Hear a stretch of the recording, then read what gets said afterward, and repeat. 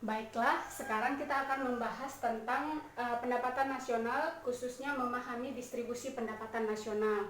Nah, distribusi pendapatan nasional ini maksudnya kita memahami bagaimana apakah pendapatan nasional itu sudah merata atau tidak. Dan ini juga nanti kita bisa melihat apakah negara itu sudah makmur atau tidak. Nah, untuk melihat distribusi pendapatan nasional itu sudah merata atau tidak, itu bisa dengan 3 metode ya. Yang pertama namanya kurva Lorenz, lalu nanti yang kedua ada indeks Gini atau angka rasio Gini, sampai yang terakhir nanti ada namanya dengan standar Bank Dunia. Nah, yang pertama kita lihat kurva Lorenz. Jadi kurva Lorenz itu bentuknya seperti ini. Nah, yang seperti ini yang hitam ini disebut kurva Lorenz ya. Atau ini yang merah ini dibilang kurva Lorenz, yang hitam ini kita sebut sebagai garis tren atau batas kemakmuran dari suatu negara. Nah, untuk yang vertikal ini untuk menunjukkan berapa pendapatan nasional, dan yang horizontal ini untuk populasi. Nah, jadi kurva Lorenz itu kan yang merah ini. Nah, intinya seperti ini. Kurva Lorenz itu mengatakan ketika kurvanya semakin mendekati garis tren atau garis hitam ini, itu artinya merata. Kenapa bisa merata? Ibu gambarkan seperti ini. Contoh misalnya di sini ada 20% pendapatan nasional. Nah, kalau dia bergerak seperti ini, nah bertemu sama yang merah ini kan. Nah, di sini artinya kita bikin di sini contohnya 20% juga populasi.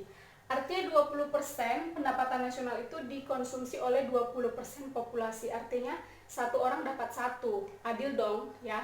Nah, kalau seandainya kurva Lorenz-nya bergerak semakin menjauhi garis tren, dia bergerak ke sini, makin menjauh ya. Ini kan garis pertama ya. Yang merah ini kan garis pertama, terus dia bergerak semakin ke sini, ya, menjauhi garis tren. Dengan asumsi pendapatan nasionalnya tetap, maka dia akan bergeser ke sini. Nah, ini kan jumlah populasinya nggak mungkin lagi dong 20%, kita bikin populasinya sudah 40%. Artinya 20% pendapatan nasional itu dikonsumsi oleh 40% masyarakat. Itu sudah mulai 1/2.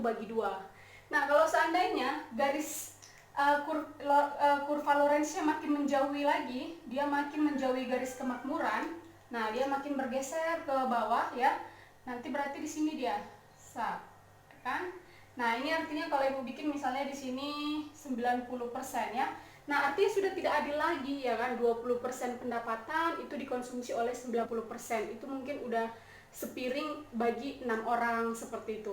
Nah, artinya kalau kurva Lorenz-nya, jadi kesimpulannya Ibu buat di sini kesimpulan. Kesimpulannya adalah bila kurva Lorenz ya, kurva Lorenz semakin, maaf ya tulisan Ibu jelek ya, bila kurva Lorenz semakin mendekati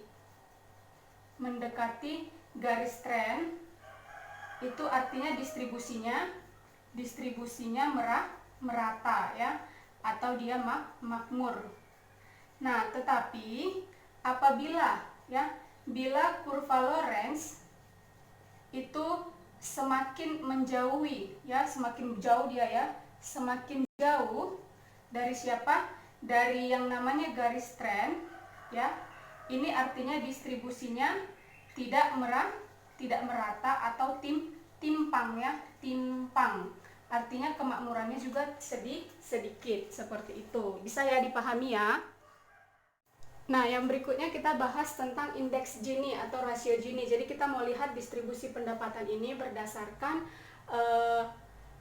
indeks Gini atau rasio Gini. Nah, jadi kalian harus tahu rasio Gini ini berkaitan sama kurva Lorenz ya. Jadi indeks Gini itu adalah angka yang ada di dalam juringnya ini. Jadi kalau misalnya nanti itu kalau secara ekonomis bisa dihitung ya, berapa luas juring daripada kurva Lorenz ini. Nah, kalau kurva Lorenz itu kan kurvanya, yang dia lihat kurvanya makin jauh atau makin dekat. Nah, indeks Gini itu yang dilihat adalah luas daripada juring ini. Makanya nanti kesimpulannya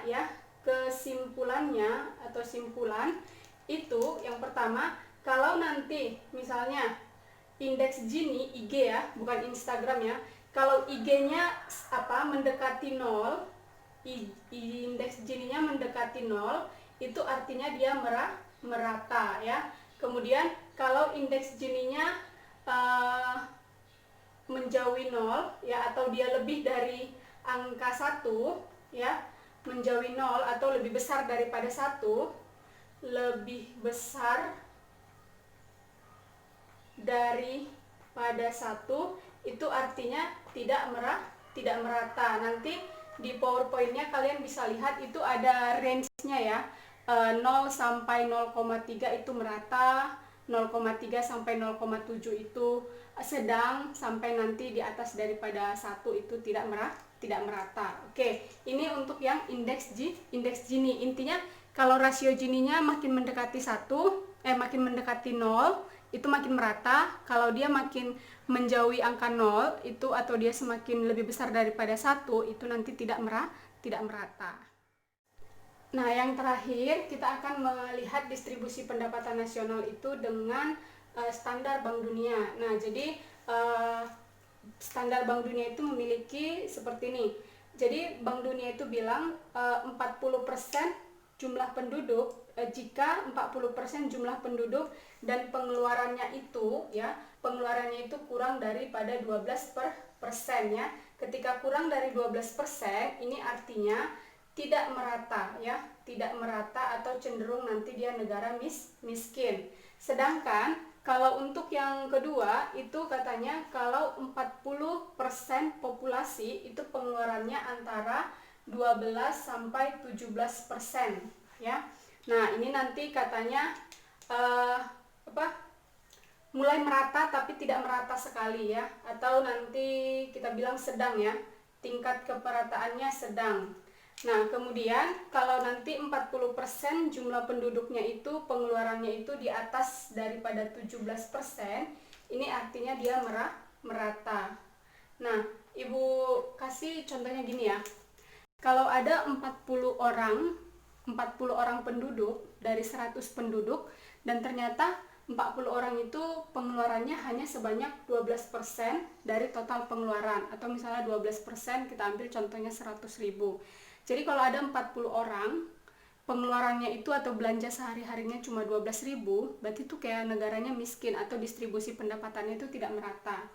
Nah, kalau yang kedua, kalau misalnya ada 40% penduduk itu dan 40 orang penduduk itu, di antara 40 itu pengeluarannya range-nya 12 sampai 17, berarti dia mulai merata seperti itu. Lalu yang ketiga, kalau ada 40 orang penduduk di mana 40 orang itu memiliki pengeluaran di atas daripada 17% ya, atau kita bilang 17.000, berarti dia bisa dikategorikan dia sudah mulai makmur ya, berarti distribusinya itu merata atau ketimpangannya itu kecil ya. Atau Ibu buat di sini. Kalau yang ini nanti ketimpangannya tinggi,